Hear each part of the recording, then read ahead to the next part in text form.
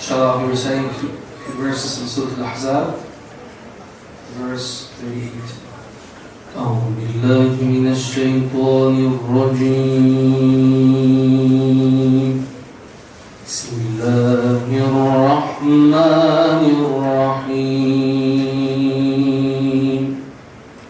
ما كان على النبي من حرج فيما فرض الله له سنة الله في الذين خلوا من قبل وكان أمر الله قدرا مقدورا. الذين يبلغون رسالات الله ويخشونه الذين يبلغون رسالات الله ويخشونه ولا يخشون أحدا إلا الله وكفى بالله حسيبا. ما كان على النبي من حرج فيما فرض الله له سنة الله في الذين خلوا من قبل وكان أمر الله قدرا مقدورا. الذين يبلغون رسالات الله ويخشونه ولا يخشون أحدا إلا الله وكفى بالله حسيبا. وكفى بالله حسيبا. ما كان محمد أبا أحد من رجالكم ولكن رسول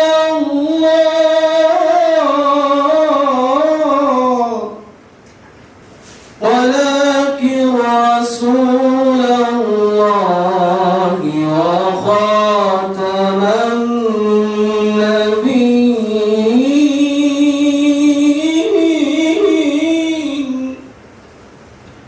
وكان الله بكل شيء عليما. يا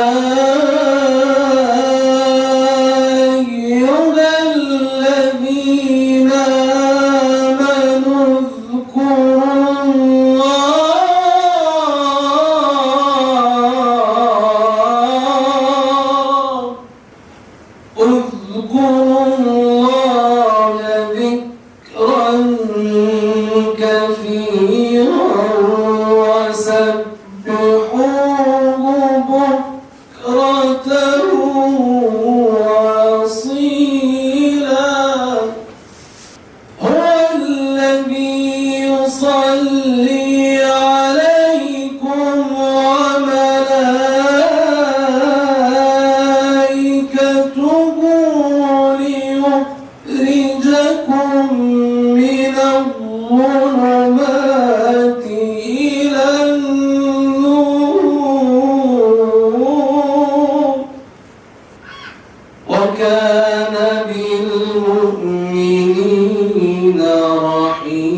كريما تحيتهم يوم يلقونه سلام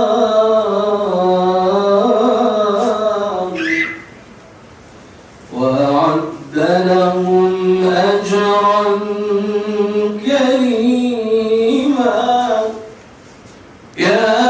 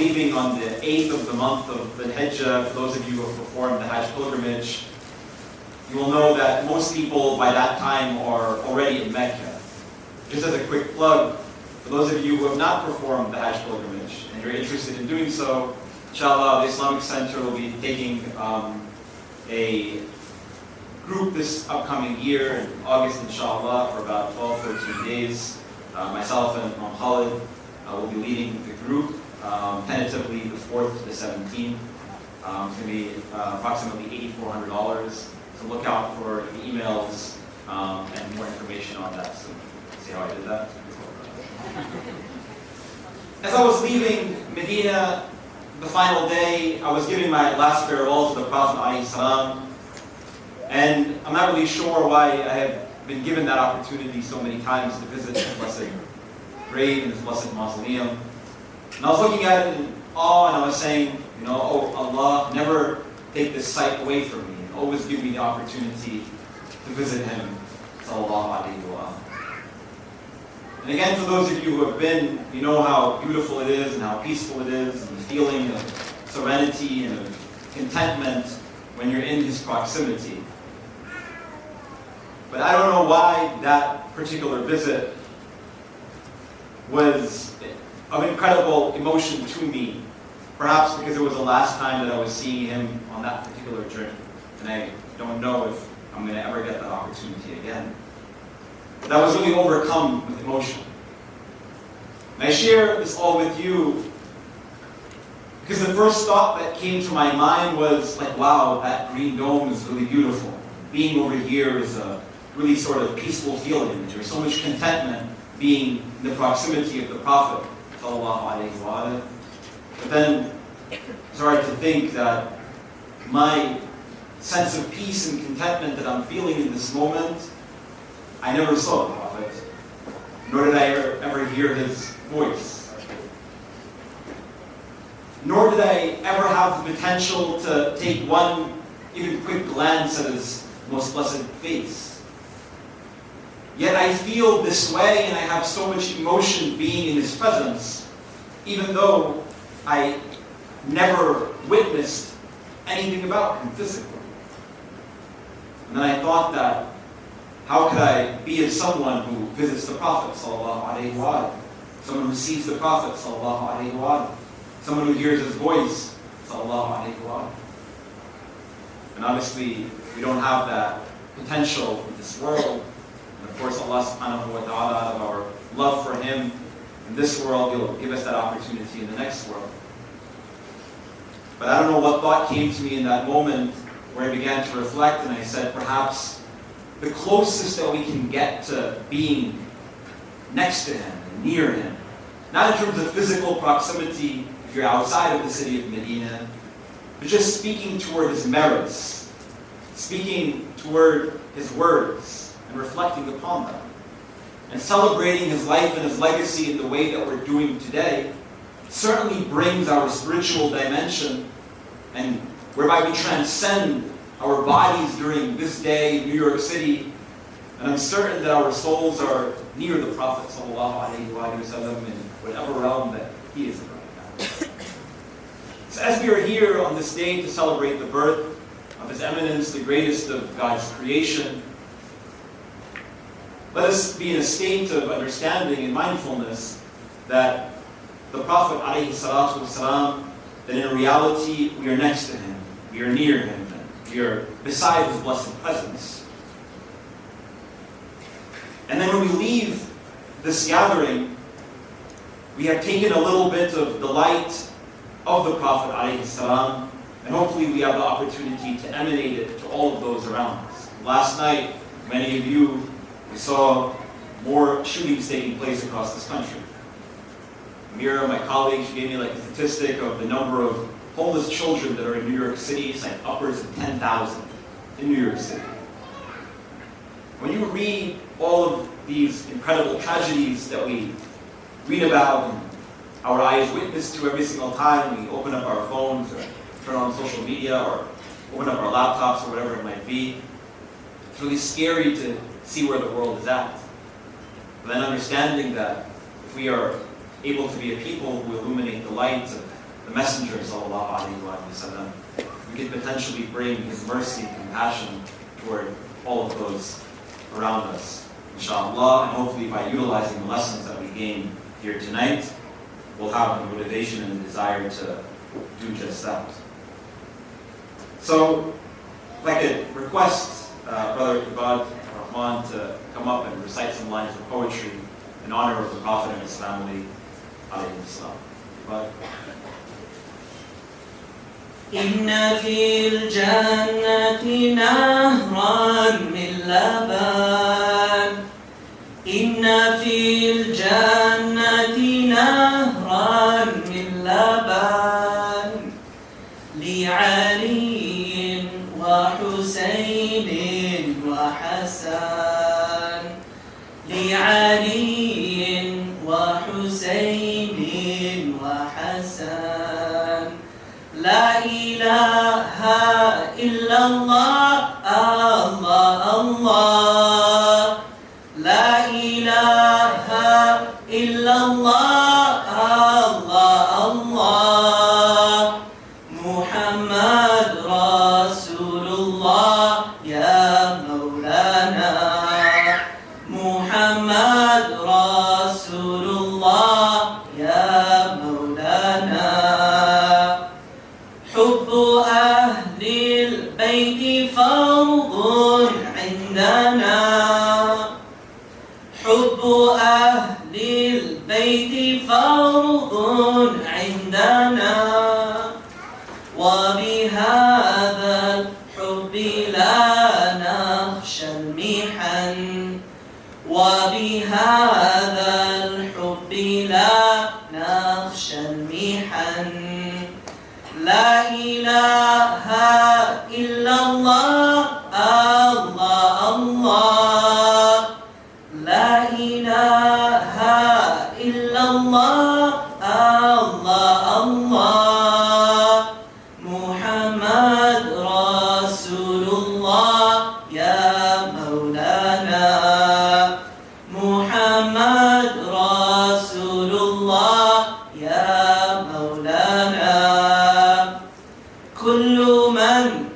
كان محبا لهم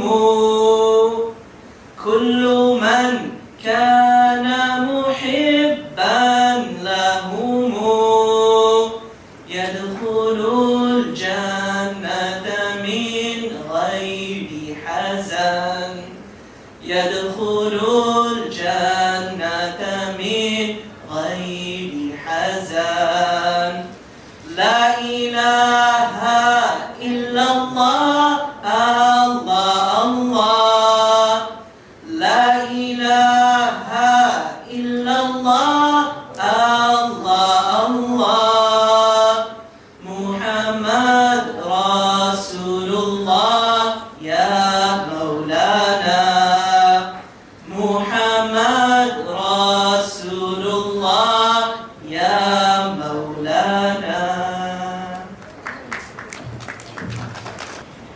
He was known as Al-Mudahir, the one who purifies. He was known as An-Nur, the light personified. He was known as Mansoor, the victorious one. If we are the earth, then he is the sun, a man who revolutionized the world, a man whose knowledge was his income. I'm talking about Prophet Muhammad sallallahu alaihi wasallam.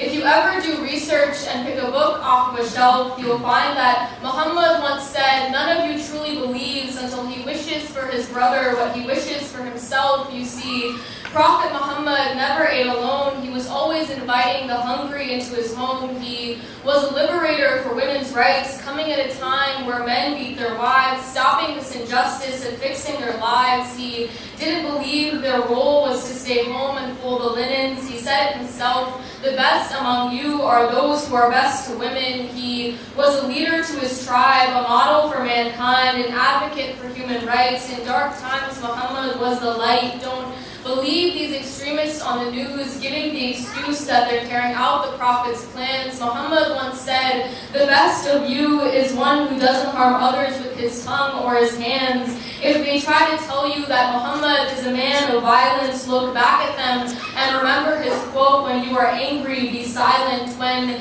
they tell you that the Prophet isn't intelligent, tell them that Muhammad once gave this testament. He said, the ink of a scholar is more sacred than the blood of a martyr. Muhammad wasn't a drop of love in the ocean. He was the ocean of love in one drop. He bared the message of the universe, relying on us to make sure it doesn't come to a stop. In a world where bombs are dropping, the humanity seems as if it's stopping. Color divides us. There's fear inside us. We're letting the media portray and define us. We must think of Muhammad to remind us what the world would be like if we mimicked a Nabi. There would be no refugees, no tragedies, more humanity. We treat each other like family. If we took his life and used it as an example, we'd find the solution to these wars and these battles. He is the oxygen to humanity's lungs, a necessity to breathe. But the important question he wanted us to answer is, what are we? Are we going to love like the Prophet and follow his legacy? He planted the seeds, but are we going to water his tree? With that, I could ask Sheikh Suhaib to share some thoughts with us.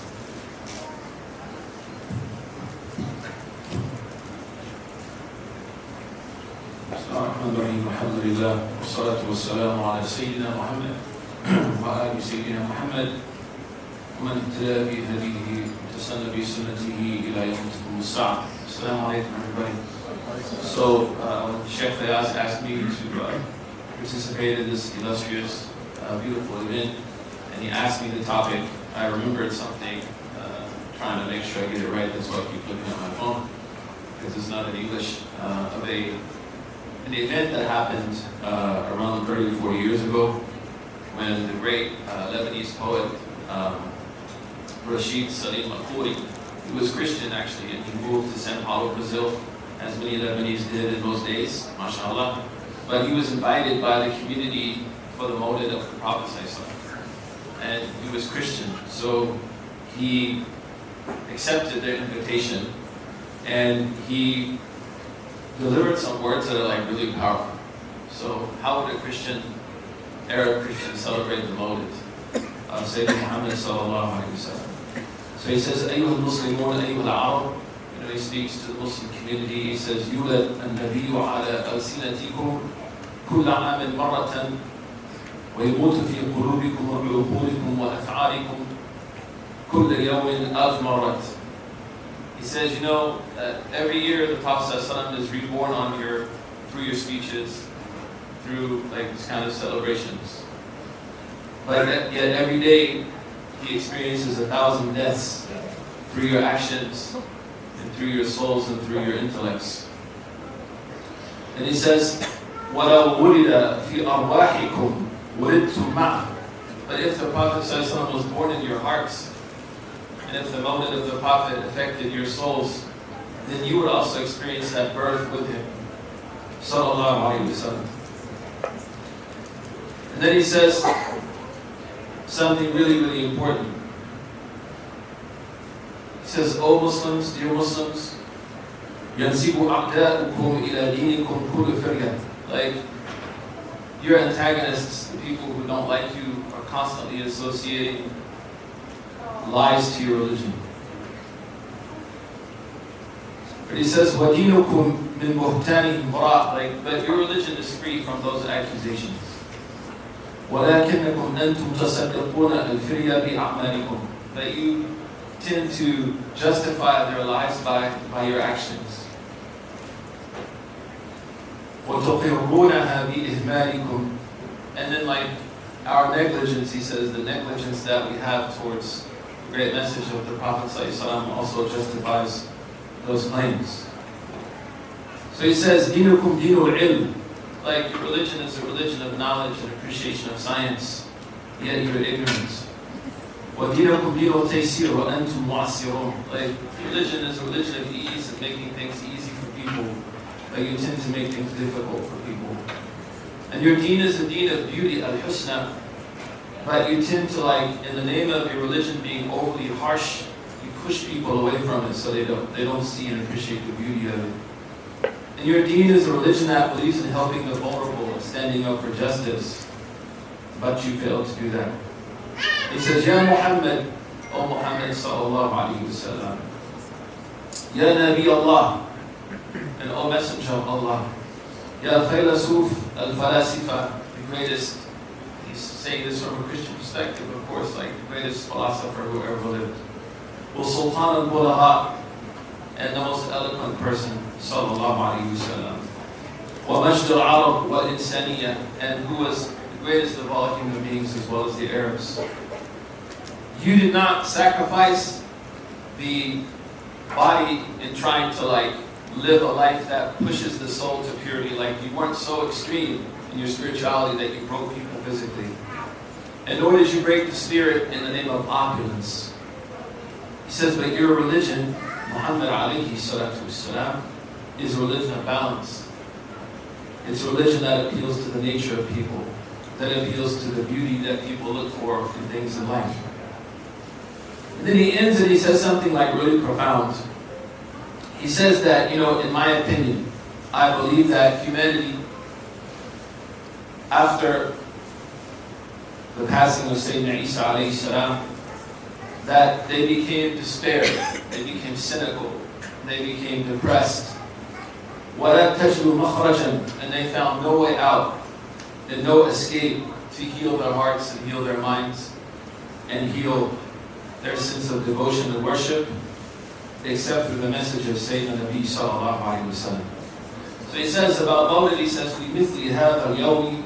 So on a day like this, يُحِقُّ الْبَشَرِ. It's the responsibility of any person to rise, to raise his or her head out of respect for the Prophet sallallahu alayhi wa sallam, and to honor this beautiful day, the birth of the Prophet sallallahu alayhi wa sallam, and to fill his or her heart with the love of Sayyidina Muhammad alayhi salatu wasalam.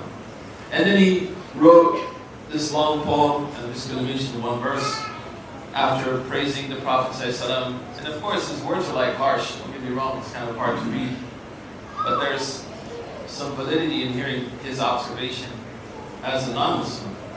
He says, فَإِنْ ذَكَرْتُمْ رَسُولَ اللَّهِ تَكْرِيمَةً. If you were to mention the Messenger of Allah, anytime you mention Muhammad sallallahu alayhi wa sallam, out of his honor فبلغوا سلام الشاعر القروي. And also please take time to give my salam to him. Sallallahu alayhi wa sallam. Out of my respect and honor. So alhamdulillah, it's an important time. It's a time of festification. Of course, we know that the Prophet fasted on the day that he was born. Sallallahu alayhi wa sallam. That he performed the aqiqah twice. Once in Mecca was performed for him, and then in Medina he performed it himself. Ijladan wa ikraman li hadha al-yawm, out of respect and honor for this day. But it's also important that we take it beyond just a festive kind of mood, and hopefully can translate that into some actions, inshallah. But just an interesting glimpse into how Christian intellect, one of the great poets of the last century, celebrated the Mawlid of the Prophet sallallahu alaihi wasallam. One of our undergrads, really talented, mashallah. And Sana, who is one of our alums, also very talented, mashallah. I wrote this 2 years ago when I was thinking a lot about how Islam was introduced to me and how that's evolved over time. So I wrote it to remind myself to see my Islam through the prism of love, like the Prophet of Islam. I felt God in Kit Kat bars. The ones my mom used to leave on the windowsill after I prayed my good namaz. And she said that the angels left them. And I never believed in the Tooth Fairy or Santa Claus, but God was real because he knew I liked Kit Kat bars. I felt God in samosas at Azhar and dollar bills on Eid. Felt his love in the breeze and the dhikr of my grandma's SPBs. And then I went to my first Sunday school. And God was a stranger who didn't know me that well, tried to send me to hell, and I was always walking on eggshells because I laughed too loud and talked too much, and nothing I did was ever enough. And that was when the Kit Kats from heaven stopped, started calling me an unwrapped lollipop. And it didn't make sense. That God would constrain, would restrain, would choke me at my jugular vein, that the God who breathed in my soul would make me suffocate under the weight of every mistake, would have 99 names and sides, but only see just one of mine. And it didn't make sense, because it doesn't make sense. I feel God in the cup of chai my mom leaves on the kitchen table just for me on Saturday mornings, in my dad's kiss on my head every Eid, in a group text that says, "Sana, where are you?" with 3 exclamation points, 2 question marks, 1 emoji, when my friends notice I'm missing. I feel God in 60 degrees and sunny in the middle of February, in the giggles of my niece and my nephew, and catching the end a few seconds before the subway doors close. I feel God not because I care about hell or heaven, but because I love my mother's size 6 feet. Not in my fasting, empty stomach, but in my cramped kitchen table with extra chairs pulled in just so we could all fit. I feel God not in the folds of my hijab, but walking down the street when strangers give me salam. I feel God when I feel love. In my mom's smile, and the wrinkles at the edges of her eyes filled with care, and the thud of 100 sajdas at Shema prayers. And if heaven is gated and love is the key, I know God will have Kit Kats waiting for me. Next up is our keynote lecture, and it gives me great honor to invite Sheikh Naseer, who was born and raised in Michigan and has a degree in cultural anthropology from the University of Michigan. After completing his academic studies, he pursued religious studies at the Islamic Seminary of Najaf, Iraq. In addition to his extensive study of classical religious texts, he has also taught several introductory courses to Western students at the seminary. Sheikh Azhar is the religious director of CBE, an organization which specializes in the production of short, spiritually uplifting videos, and you should follow him on Twitter. He's really funny. Am I the only one that's craving Kit Kat bars? بسم الله الرحمن الرحيم الحمد لله رب العالمين والصلاة والسلام على خاتم الأنبياء والمرسلين سيدنا ونبينا محمد وعلى أهل بيته الطيبين الطاهرين. It's an honor and a privilege to be here with you, my dear brothers and sisters. But before I begin my presentation, I'd like to confess that I find speaking about the Holy Prophet to be incredibly challenging. And I'd like to preface my talk today with a narration that says after the death of the Holy Prophet ﷺ, there was a man who came to Medina. This person had never met the Prophet and was interested in meeting someone who can describe the Prophet to him. He was impressed by what Rasulullah was able to achieve in 23 short years. So he arrives in Medina. He wants to hear the description of the character of the Messenger. So he's directed to Ali ibn Abi Talib, who literally grew up in the lap of the Holy Prophet. So this man asks Ali, describe the character of the Holy Prophet. Ali ibn Abi Talib, alayhi salam, do you know what he says? He says to him, I want to ask you a question first. Before I answer your question, I'd like you to answer a question. Can you describe to me the enjoyments and the pleasures of this life? The man was puzzled. He says, I can't. There are too many pleasures and enjoyments and delights for me to enumerate. I am not able to. Ali ibn Abi Talib, he says to this man, he cites Surah An-Nisa, ayah number 74. He says to this man that Allah Azza wa Jal in the Quran says, قُلْ مَتَاعُ الدُّنْيَا قَلِيلٌ. That the enjoyments of this world, of this life, are small. They're insignificant. While Allah Azza wa Jal in the Quran, when He speaks about the character of the Prophet, He says what? In Surah Al-Qamar, ayah number 4, وَإِنَّكَ لَعَلَى خُلُقٍ عَظِيمٍ. Ali ibn Abi Talib tells him that if you are not able to describe that which Allah calls qaleel, you want me to describe the character of the Messenger which Allah calls azim? So I'd like to begin by confessing to you that no matter how eloquent a speaker is, no matter how learned a scholar is, you cannot capture the greatness of Muhammad ibn Abdullah. So I think that we have to approach any discussion about the akhlaq, the character of the Prophet, with the same reluctance of Ali ibn Abi Talib. In 1978, which was a really long time ago, I'm young, right? In 1978, Michael Hart, an American author, published a book. Many of you are familiar with him. His book was titled The 100, a list of the most influential persons in human history. If you look at the top 5 on his list, number 5, Confucius. Number 4, Buddha. Number 3, Jesus Christ. Number 2, Isaac Newton. The guy must have been a nerd or something. Number 2, Isaac Newton. And number 1, Muhammad ibn Abdullah sallallahu alayhi wa. Now, in his book he even mentions, he says, my choice of Muhammad to lead the list of the most influential persons in human history may come as a surprise to many of you. Because Michael Hart is not a Muslim. He says, many may question my choice to place him at number 1.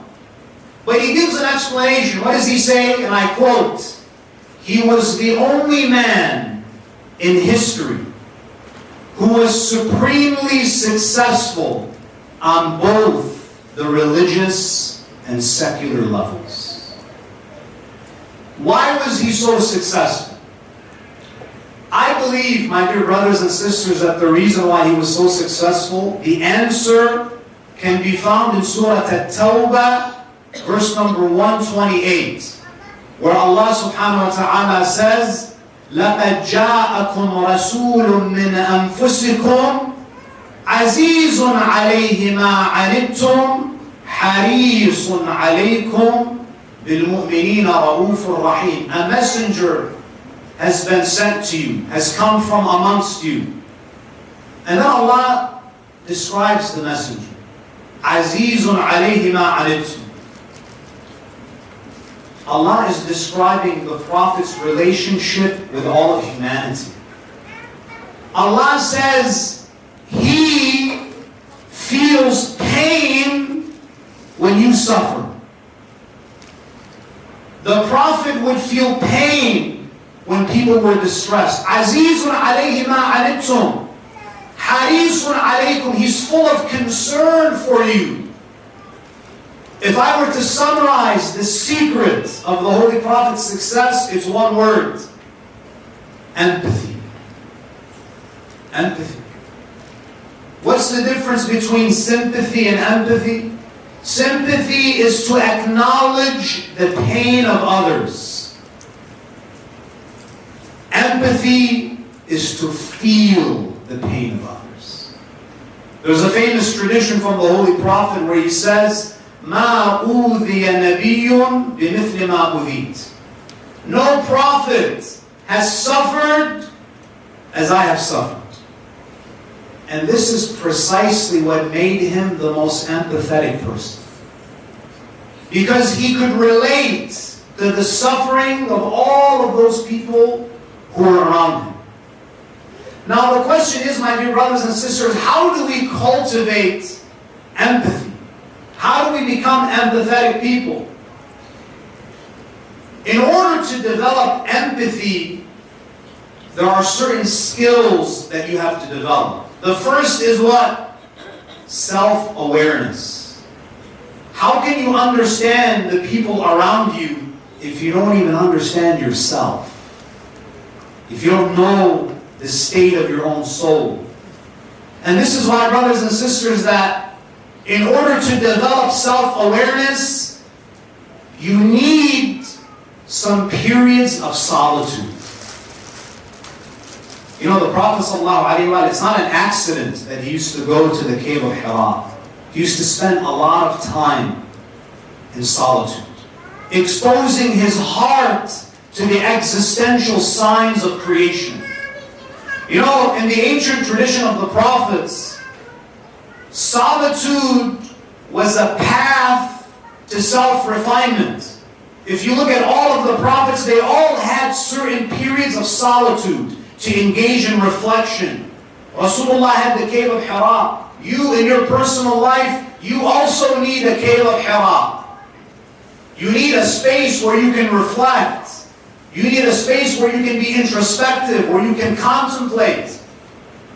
The ancient traditions of the prophets taught us that solitude was a path to self-refinement. In modern times, solitude is a torture technique. It's a torture technique because we haven't learned how to be alone. It scares us to be alone with our thoughts. We need to revive this culture of periods of solitude. When you get up in the morning, it shouldn't be that the first thing that you do is you check your phone. Sometimes you need to disconnect. Even the Prophet needed to disconnect regularly to prepare himself for the mission of guiding humanity. If Rasulullah needs a little bit of solitude, you don't need solitude? We all need it. And this is why, my dear brothers and sisters, the Prophet was always keenly aware of the state of his own soul.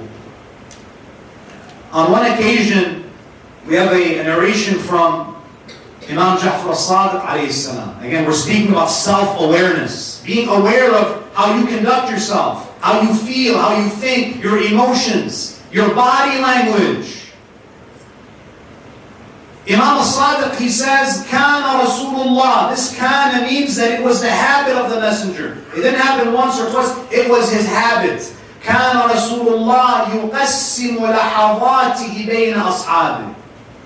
The Prophet was so conscious of his body language that he used to distribute his glances equally among the people. Can you imagine how aware, how conscious you have to be of your body language, that you even look at people's faces equally. You don't give more attention to one person over the other. كان يقسم لحواته بين أصحابه ينظر إلى ذا وينظر إلى ذا بالسوية. He had such a high sense of justice that he would not even be unjust in the way that he glances at people. How did he develop this? From those periods of solitude. He was in tune with his soul. Abu Imam, one of the companions of the Prophet, he says, إِنَّ النَّبِي خَرَجَ إِلَى الْبَقِيعِ. One day the Holy Prophet, he went to the Baqi'. You guys are familiar with the Baqi'? It's the cemetery that's adjacent to the Prophet's mosque. He says, we went with the Prophet to the Baqi'. فَتَبِعَهُ أَصْحَابُهُ. All of the Sahaba followed. They're following the Prophet. فَوَقَفَ وَأَمَرَهُمْ أَن يَتَقَدَّمُوا. The Prophet suddenly stopped.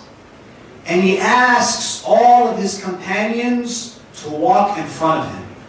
And he was walking in the back. فَسُئِلَ عَنْ ذَلِكَ. They asked him about this. Why did you were walking in the front. You were leading us. Why did you stop and suddenly you wanted to walk in the back? Look at the muraqabah. You know, the self-monitoring. How attuned he was to his soul. What does he say? إِنِّي سَمِعْتُ خَفْقَ نِعَالِكُمْ فَأَشْفَقْتُ أَنْ يَقَعَ فِي نَفْسِي شَيْءٌ مِنَ الْكِبْرِ. The Prophet says, I heard the tapping of your sandals behind me. Thousands of them were behind him. You hear all of these tapping of the sandals, and I was afraid that my soul would be affected. I was afraid that arrogance might creep into my heart. Why was the Holy Prophet so worried about having arrogance creep into his heart? It's because arrogance is the enemy of empathy. If you're an arrogant person, you immediately lose the virtue of empathy. We got to be more self-aware, brothers and sisters. We got to disconnect a little bit. We have to be more cognizant of the way we speak, the way we conduct ourselves. We have to have this level of muraqabah. So this is number one, self-awareness. And I promise you, I'm not going to be like the Mawlanas that speak for 45 minutes. My second point is, that's not going to happen today. Number two, empathetic people are attentive listeners. There's a beautiful statement by Ali ibn Abi Talib where he says, if you're not an eloquent speaker, at least be an attentive listener. If you don't have the skill of speech, at least have the skill of being an attentive listener. You and I, unfortunately, I speak about myself, we're not good listeners. We hear, but we don't listen. In fact, when we listen, we're not even really paying attention. We're just thinking about what I'm going to say next. The person is talking and I'm waiting for them to finish so I can start talking. That's not how the Prophet was. The Prophet would listen to understand. He would not listen to reply. When people would speak to the Prophet, he wouldn't turn his head. You know, sometimes someone is talking to you and you turn your head. You give them part of your attention. The narrations say that when people would speak to the Prophet, whether they were his companions, whether they were kuffar, Ahlul Kitab, whoever it was, when they were in the presence of the messenger, when they spoke to him, he would turn his entire body towards them and he would give them his undivided attention. Prophet, they used to mock him. They used to insult him. What would they say? Allah says, وَمِنْهُمُ الَّذِينَ يُؤْذُونَ النَّبِيِّ وَيَقُولُونَ هُوَ أُذُنٌ. Some of them would try to hurt the Prophet. They would try to insult him by saying what? That he is an ear, which means he's always listening. Imagine, they thought that was an insult. That to be an attentive listener. Because they're used to authoritative people. They're used to tyranny. The Prophet was a compassionate listener. Number 3, we have to cultivate curiosity. Curiosity about people, about strangers. You know how sad it is, brothers and sisters? You know, when I was in Orlando, Florida, I was an imam of one of the local centers for about 2 years. You know, sometimes people come to our mosques, they show up and then they disappear, and no one ever asks about them. You know, people go missing and no one asks, well, where's this person, where's that person? Rasulullah had an entire ummah. He had thousands upon thousands of followers. And the Prophet noticed everybody. He knew people's names. You know, how many times do we go to Friday prayer? You've been praying next to the dude for like 6 months and you don't even know his name yet. Because we don't give people value. We treat them like objects. They're dispensable. If they go missing, who cares? It doesn't affect my life. Anas ibn Malik, one of the companions of the Prophet, who was actually a young boy during the life of the Prophet, he remembered something about the Prophet. You know, children, they notice everything. Anas ibn Malik, he says, كان رسول الله صلى الله عليه وآله إذا فقد الرجل من إخوانه ثلاثة أيام. When one of the companions would go missing for 3 days, 3 days, people go missing in our communities for 3 months, 3 years, and no one bats an eyelash. Anas ibn Malik says, if for 3 days someone didn't show up, سأل. The Prophet would ask about that person. You can only ask about someone if you know them, if you notice them. He would ask about that person. فَإِنْ كَانَ غَائِبًا دَعَلَ. If the Prophet found out that this person is traveling, he's out of town, he'd make dua. He would actually make dua for that person, not like you and I. Keep me in your dua, I'll keep you in my dua, and we don't keep each other in our duas. It's just a formality. Brother, you're in my dua.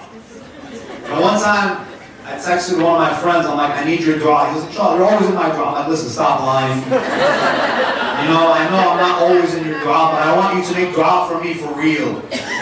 But the Prophet would make dua for them. وَإِنْ كَانَ شَاهِدًا زَارًا. And if the person was in town, they were just having a rough time, he would seek them out. He would go to them. Imagine the humility that Rasulullah is going to them. وَإِنْ كَانَ مَرِيضًا عَادًا. And if the person was sick, he would go visit them. Even though he's the head of state, he has a lot of problems. You know, he's dealing with like Abu Sufyan, there's constant warfare, but he would never forget people. The Prophet never forgot the common folks. That's why, you know, even the mushrikeen, when they saw when the Prophet began his mission, they would say, مَا لِهَذَا الرَّسُولِ يَأْكُلُ الطَّعَامِ وَيَمْشِي فِي الْأَسْوَاقِ. What kind of messenger is this? He's a normal guy. He eats food and he walks in the marketplace. He's normal. Yeah, he is normal. Allah wants His prophets to be normal, to be relatable. We got to cultivate this spirit of curiosity. Now I want to share with you guys some examples. Are you guys tired? Should I continue? You guys want Kit Kat bars? I don't know. I'll give you some examples of how the Prophet how he exhibited this quality of empathy with different types of people. And he was able to empathize with different groups because no one suffered greater than him. He could always relate to the pain. He was able to empathize with his enemies. Are you guys familiar with a man by the name of Icnyu? Icnyu is the son of who? Abu Jahl, the head honcho, right? He's leading the opposition against the Prophet. One of the most vehement enemies of the Holy Prophet. Abu Jahl dies in the battle of Badr. After the Prophet conquers Mecca and Icnyu was fighting the Prophet, he continued the path of his father. When Rasulullah conquered Mecca, Icnyu was arriving. He wanted to meet the Prophet. You know, sometimes when we gain victory, we like to gloat, right? We like to say, now who's in charge, right? What does the Prophet say? So this is the son of his arch enemy. And he was also the enemy of the Prophet. Icnyu is about to arrive. Rasulullah tells his Sahaba, his companions, that Icnyu is coming. I am hopeful that he might become Muslim. The Prophet was eager to see him. And he tells them, don't refer to his father as Abu Jahl. Abu Jahl literally means the father of ignorance. He says, don't refer to his father as the father. Call him Amr ibn Hisham. Call him by his name. Why? Because that's his father. Yeah, he was an enemy of God. He caused me great grief. Even if he becomes Muslim, never refer to his father as Abu Jahl. The Prophet was even sensitive to the feelings of his enemy. Don't pour salt in his wounds. When the Prophet conquered Mecca, what did he do? He says, "Man dakhala bayta Abi Sufyan fahuwa amin."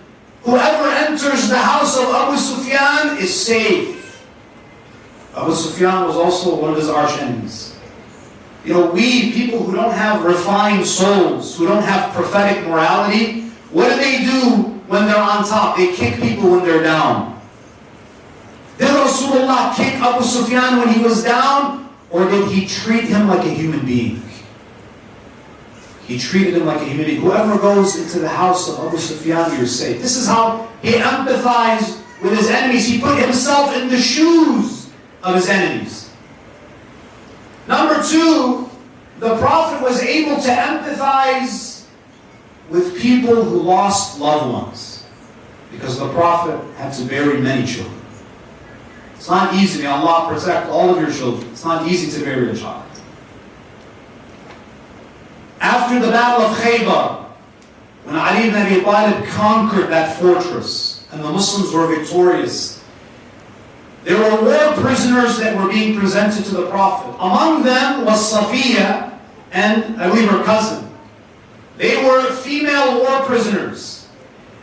They were brought to the Prophet. Now listen to this. Bilal ibn Rabah, what does he do?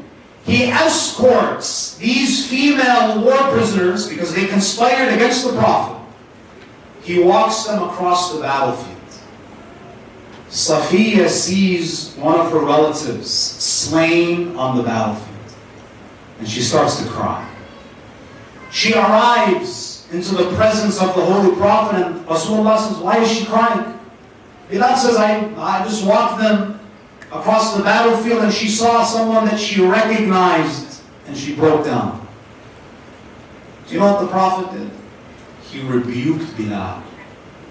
He says, "Ya Bilal, أَنُزِعَتِ الرَّحْمَةُ مِنْ قَلْبِكَ." Has rahmah, has mercy been uprooted from your heart? Why did you take them on another path? Why did you have to put salt in the wounds? The Prophet felt her pain. Why? Because the Prophet remembered the Battle of Uhud, when he saw his beloved uncle slain and mutilated. He was able to empathize with Safiya. Even though she was his enemy, the Prophet did not believe in emotionally abusing even war prisoners. Tell that to the CIA, right? Imagine we had world leaders who did not believe that you are allowed to even emotionally torture someone. Even if they conspire against you, you treat them as human beings. You don't dehumanize them. That's number two. Number three, the Prophet was able to empathize even with slaves. Because Medina and Mecca, they were slave societies. On one occasion, the Prophet was walking in the streets with his companions, and there was a female slave who was sitting on the ground and she was crying. Sometimes, even in New York City, other cities, you see people having a nervous breakdown, they're crying, and we just walk by. It's not my problem. It's never our problem, right? The Prophet has many things to accomplish, but he makes it a point to ask her, what's wrong? What's wrong? She says, Ya Rasulullah, my master gave me 2 silver coins to purchase some food from the marketplace, and I lost the coins. And I'm afraid to go back. The Prophet takes out 2 silver coins and he gives it to her. And he leaves. The Prophet leaves and he comes back and the woman is still there. She's still crying. Rasulullah says, why don't you go back? She says, Ya Rasulullah, it's been a long time that I've been away. And I'll be questioned for why it took me so long. And I'm afraid that my master may discipline me. Rasulullah, what does he say? He says, I did enough. I gave you money, I'm done. He says, I'll go with you. He walks with her back to the house. He stands outside of the door. He says, Assalamu alaikum. No response. Assalamu alaikum. No reply. The third time he says salam, they say, Wa alayka salam ya Rasulullah. The Prophet asks them, why didn't you respond the first or the second time? They said, Ya Rasulullah, we delayed the reply because we were enjoying the beauty of hearing your voice. It's not every day that the messenger of God stands out of our eyes. So the Prophet says, please forgive her. She was with me. They say, Ya Rasulullah, because she had the honor of walking with you, we freed her. And they freed her. She went from fear to freedom because the Prophet made it his problem. Because the Prophet knows what it feels like to be trapped, to not have anyone help you. He knows the pain of being alone without support. In Mecca, he was alone without support. He empathized with the homeless. In many cities we gentrify. We don't empathize with the homeless. The homeless are failures, right? That's what we're taught, unfortunately. The Prophet empathized with the homeless. Why? Because he knows what it feels like to be homeless. Because in Mecca, when they placed economic sanctions on him, he was virtually homeless. He was hungry. And he designates a place in the masjid for those who don't have shelter. And he would visit them regularly. How much time do I have left, Sheikh? Keep going? Keep going. It was a democracy, right? Keep going? Okay. So God said no. And Allah forgive him. The Prophet also empathized with children. Now, I don't know about you guys, brothers and sisters, but after you have kids, we love kids, but they can also be a little much. The Prophet, on one occasion, he was walking with his companions through the alleyways, and there were a bunch of children playing with sticks. There were no iPads at that time. They were old school, playing with sticks. They run to the Prophet, and they say, Ya Rasulullah, kun jamali, be my camel. They wanted to ride on his back. Now imagine, you're the messenger of God. You're the head of state. You're on your way to the masjid to lead congregational prayers. What does he do? Does he just pinch their cheeks and move on? He gets down on his knees. He takes off his cloak. He empathized with them because he was an orphan. He knew what it felt like not to have someone to play with, not to have a parent around. He gets down on his knees and they ride on his back. And they're laughing and they're taking turns. They're the riders and he's assuming the role of being the camel. The companions are watching this and they're telling the Prophet, we gotta go, man. We gotta go to the masjid. It's the time of prayer almost. So they try to take the Prophet away from the children, and the children say, you can't take our camel. You know, they're kids. And Rasulullah says, yeah, you can't take the camel. If the camel leaves, the game is finished. So look at how the Prophet negotiates with children. You may say they're kids, man. They'll grow up and they'll forget. It's not a big deal. But it was a big deal to the Prophet. He tells Bilal, oh Bilal, go to my house and bring some snacks, some nuts. They bring some food. Rasulullah says to the children, I want to make a deal with you guys. Are you guys willing to sell your camel? See the rahmah, the mercy. He negotiates with the kids. The kids got excited, right? They were riding the camel. Now they get to sell the camel in exchange for something. So they take the nuts and they sell the camel. Rasulullah kisses them and they leave. Now just to give you a glimpse into the humor of the Prophet. So the Prophet reaches the mosque and he's about to recite Takbiratul Ihram.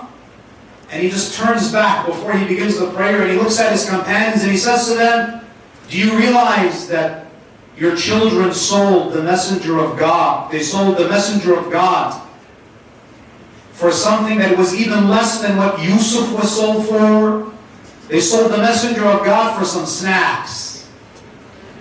The Prophet had a sense of humor.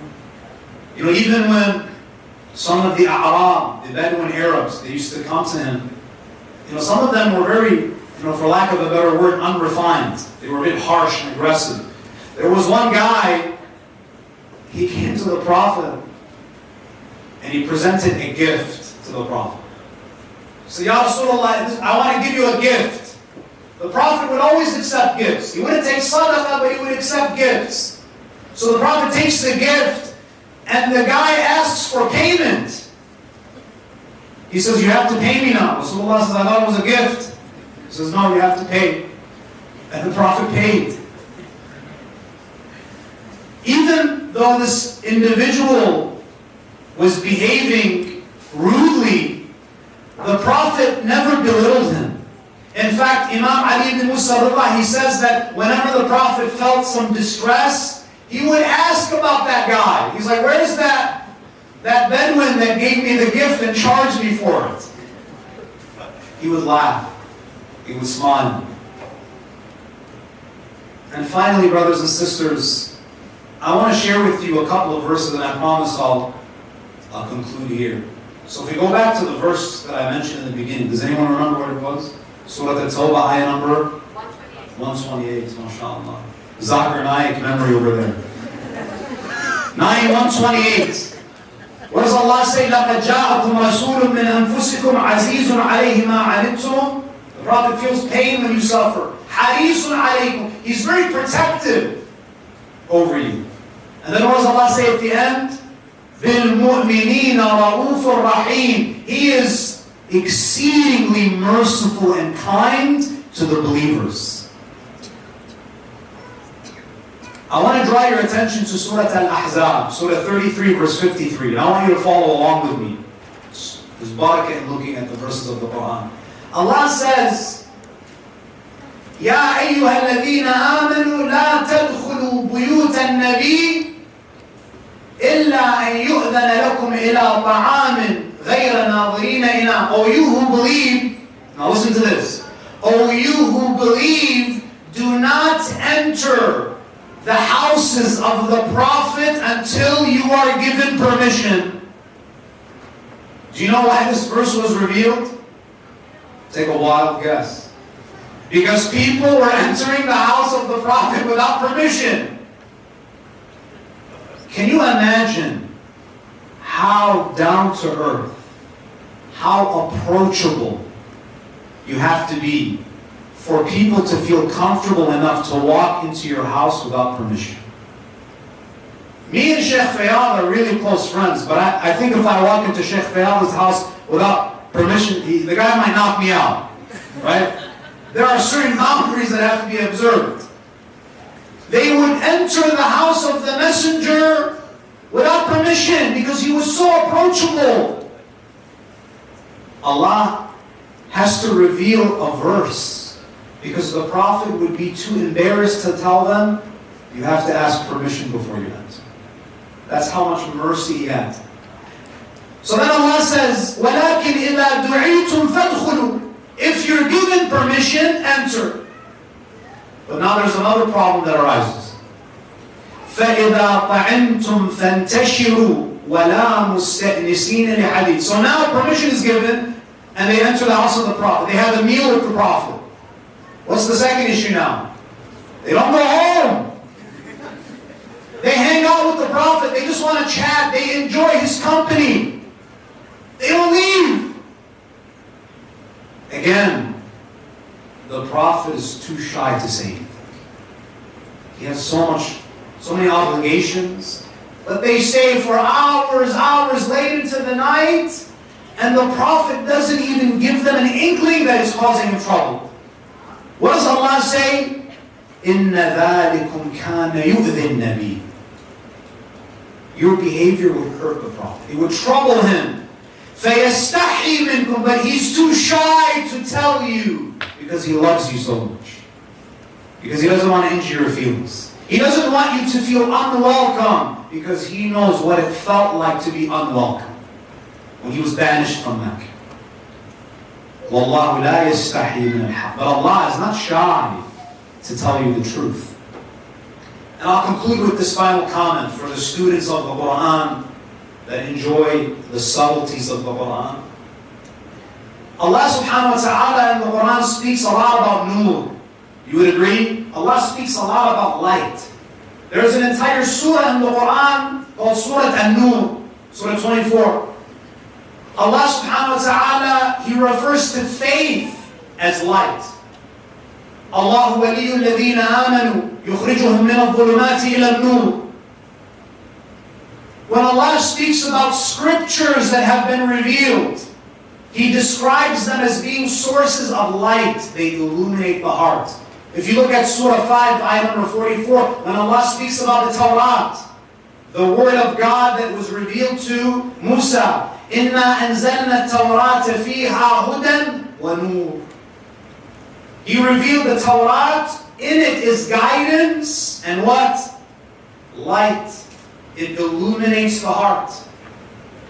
Allah, when He speaks about the Injil, ayah number 46 of Surah Al-Ma'idah, وَآتَيْنَاهُ الْإِنْجِيلَ فِيهِ هُدًى وَنُورٌ.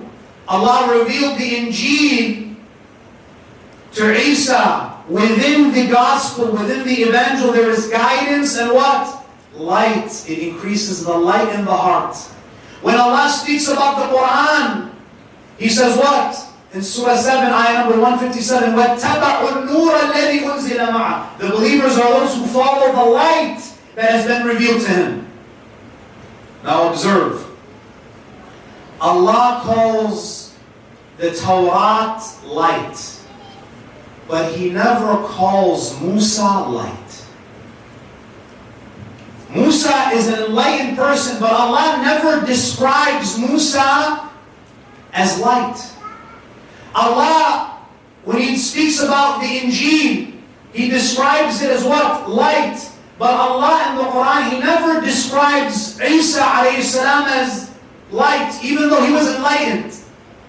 There is only one individual in the Quran, there is only one human being whom Allah describes as what? As light. It was the ayah that Brother Zuhair recited, Surah Al-Ahzab, ayah 45 and 46. Ya ayyuhan nabi, inna arsalnaka shahidan wa mubashiran wa nadhiran wa da'iyan ila Allah wa sirajan munira. Look at this description. Allah doesn't only call the Prophet light, because sometimes something has light, but it's not designed to illuminate other things. For example, the screen on your phone. It has light, but your phone is not designed to illuminate a room. Allah, how does He describe the Prophet? He describes him as being a lamp. Meaning not only is he light, he gives light to others. And this is why Ali ibn Abi Talib described him in the following way. He says, مَنْ رَآهُ بَدِيهَةً هَابَهُ. Those who met the Prophet for the first time, they would be awestruck. وَمَنْ خَالَطَهُ مَعْرِفَةً أَحَبَّ. And those who have the privilege of interacting with him, they fell in love with him. لَمْ أَرَ قَبْلَهُ وَلَا بَعْدَهُ مِثْلُهُ. Ali says, I never met anyone before him or after him that was like him. Thank you so much, brothers and sisters, for giving me a few minutes of your time. I'd like to thank, there was a call for takbir. I'd like to thank Sheikh Faiyaz, Imam Suhaib, Webb, Imam Khalid, the organizers of this program. May Allah subhanahu wa ta'ala reward all of you for reviving the remembrance and the legacy of our Holy Prophet. We ask Allah Azza wa Jal to give us the tawfiq to visit his blessed grave so we can take from this siraj and munira. We ask Allah Azza wa Jal to honor us with the intercession, the shafa'ah of the Holy Prophet on the Day of Judgment. يَوْمَ لَا يَنْفَعُ مَالٌ وَلَا بَنُونَ إِلَّا مَنْ أَتَى اللَّهَ بِقَلْبٍ سَلِيمٍ وآخر دعوانا أن الحمد لله رب العالمين وصلى الله على محمد وآله الطاهرين.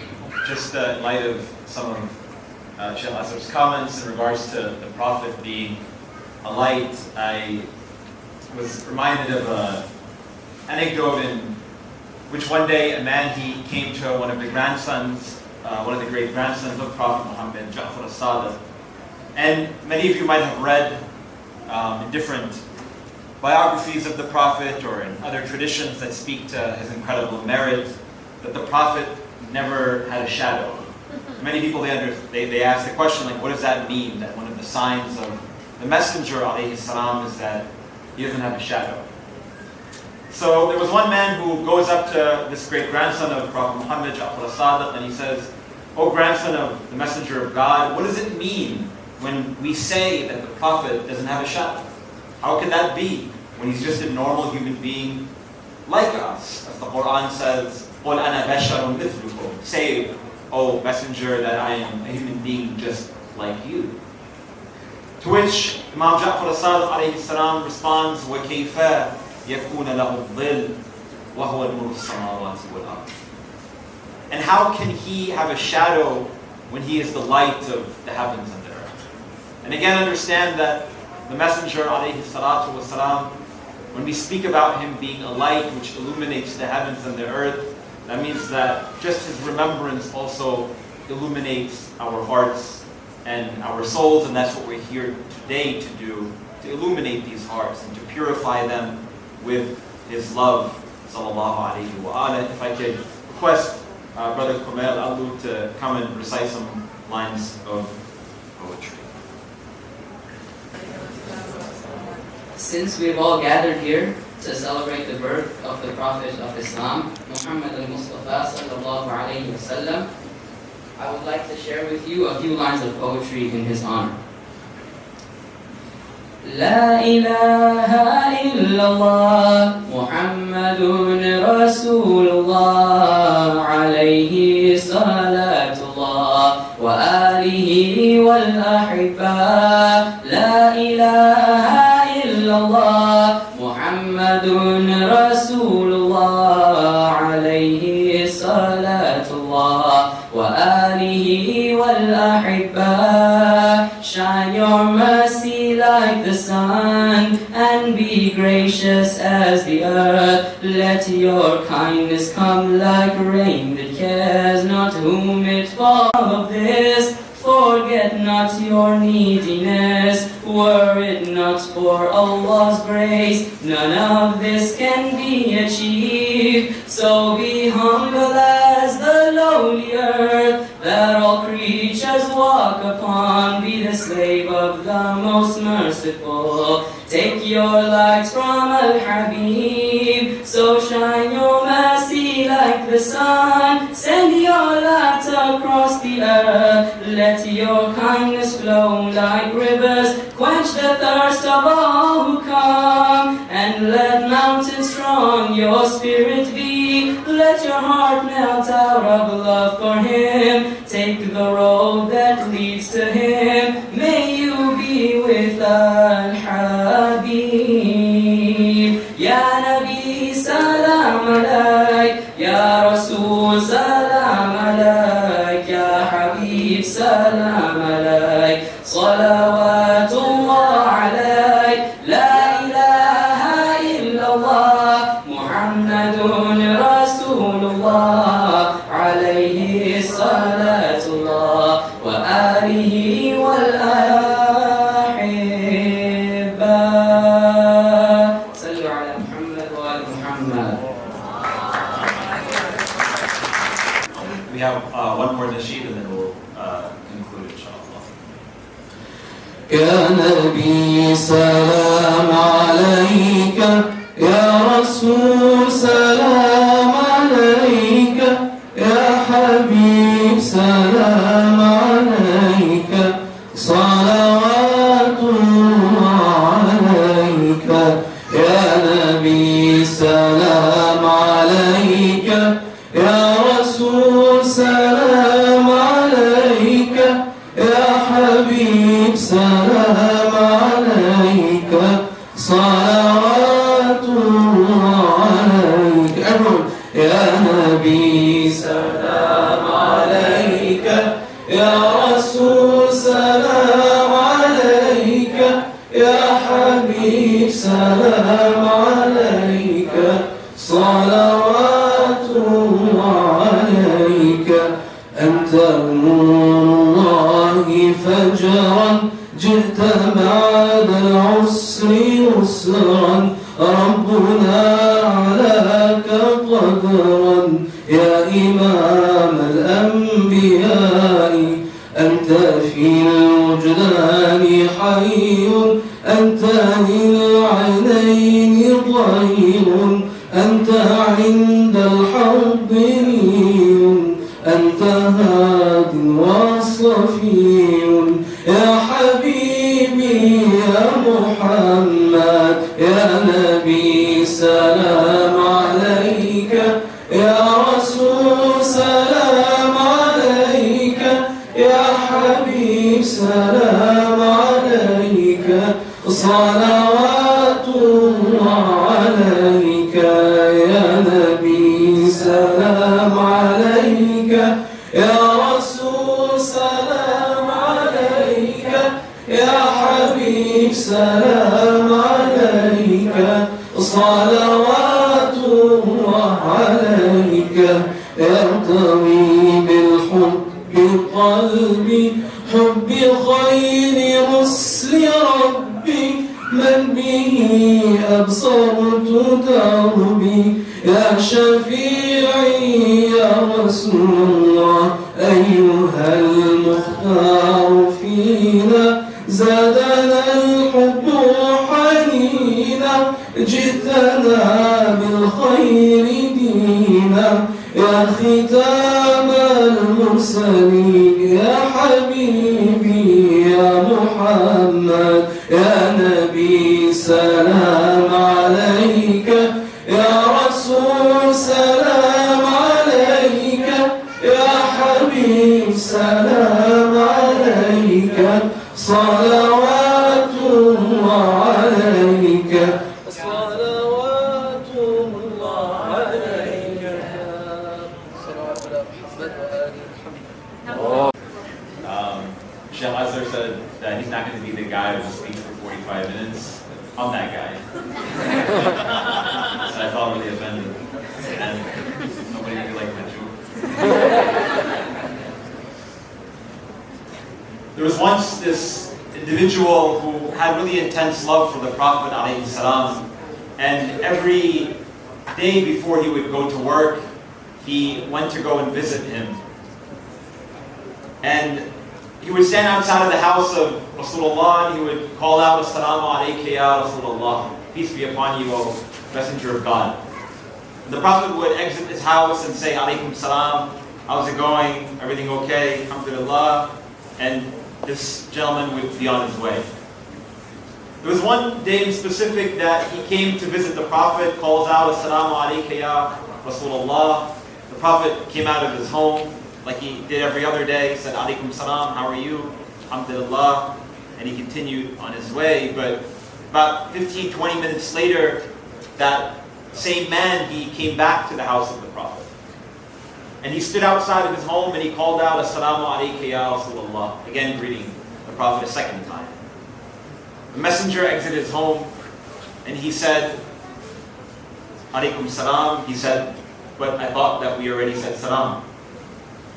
He said, yes, we did, but when I was on my way to going to my place of employment, my really intense love for you brought me back because I wanted to hear your voice and see your face again.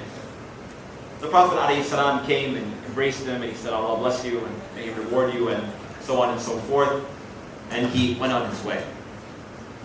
The next day after the incident when he came to visit the Prophet twice, that man, he did not come and send his salam upon the Prophet. And then the day after that, he didn't show up either. And on the third day, he didn't show up either. So the Prophet ﷺ, he went out to the marketplace where he used to work and he was asking around saying, there was this man, he looks like this, and so on and so forth. Does he work over here? And they said, yes, oh Rasulullah, he works in this particular stall, for instance, right over here. He said that this man, he used to come and visit me every single day. And he would always come and say salam for me, and I would respond, alaykum salam. But the last couple of days, I haven't seen him, and I came to see if he's okay. And it is said that those individuals who work around him, they said, oh Rasulullah, did you not hear the news? He said, what's the news? He said that this man the other day, he fell really ill, and earlier this morning, he passed away. Inna lillahi wa inna ilayhi raji'un. And then the Prophet ﷺ, he looked down, looked back up, and he went to all those shopkeepers who were around, who used to work around this gentleman. And he asked them, he said, tell me a little bit about this guy. Tell me about his character. Was he a good guy? Because I know him because every time he would come and visit me, he would be a really great etiquette and behave and all of those sorts of things. But I don't really know him outside of that space. And they said, oh Rasulullah, he was a normal guy. He would come to work, sometimes slack off, sometimes like backbite, sometimes make like jokes, and he was just a normal guy. Wasn't perfect, he had his flaws. The Prophet ﷺ, he gathers together all of those merchants and he says, Inna Allah qad ghafara dhunubuhu bihubbihi iyyah.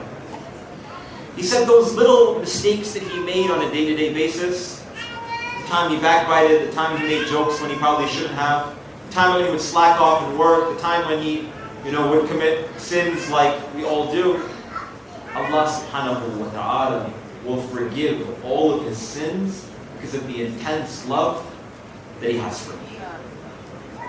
Today, we come for one reason and one reason only, and that is to demonstrate to God our love of the Prophet ﷺ.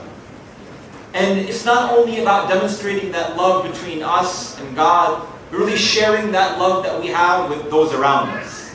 Because in the same way that we heard so many anecdotes now about, and many of them in the remarks of the Sheikh, about the incredible importance that the Prophet ﷺ places in terms of cultivating empathy, but including cultivating empathy and love of those who are around the Prophet ﷺ. And today we want to be able to share that joy and share that love and share that contentment that we have in being with the proximity of the Prophet ﷺ with those around us.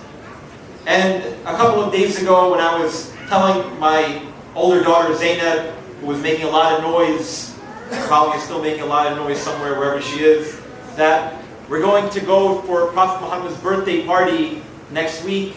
She said, is there going to be a cake? I said, yes. And she said, Mama, is there going to be candles? I said, sure, we could have candles. And then she said, are we going to sing happy birthday to Prophet Muhammad? I said, I'm certainly not going to sing happy birthday to Muhammad, but I'm sure there's going to be a lot of really other courageous people who are going to sing happy birthday with you. So if I could ask all of the kids to go, we actually have a birthday cake, and we're going to celebrate the birth of the Prophet by singing happy birthday, not me, all of you.